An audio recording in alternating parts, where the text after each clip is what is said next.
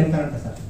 ಈ ಸೈಕಾಲಜಿ 85 ಆದ್ಮೇಲೆ ಯಾರು most of the people they say sir yes for me this enough I seen all generation sir. ನಾನು ಹಿಂಗೊಂದು 2-3 ವರ್ಷಕ್ಕೆ ನಾನು ಹೋಯ್ತು ಚೆನ್ನಾಗಿರುತ್ತಪ್ಪ ಹೇಳ್ತಾ ಇದ್ದಾರೆ ಮೆಜಾರಿಟಿ ಬೇಕು.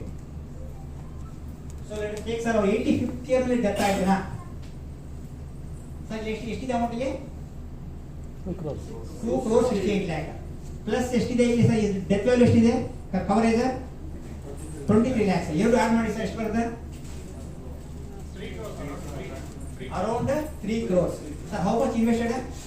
13 lakhs. ಬರೀ ಜಸ್ಟ್ 15 lakh 15 ಲಕ್ಷ ಇನ್ವೆಸ್ಟ್ ಮಾಡಿ he can pass 3 crore to his next legal heir. Sir next legal hair next generation ಅವ್ರಿಗೆ 3 ಕೋಟಿ ದುಡ್ಡು ಟ್ರಾನ್ಸ್ಫರ್ ಮಾಡಬಹುದು. This one thing. Second one, at the age of 80 he can think, that person he can think, yes, I want to enjoy myself.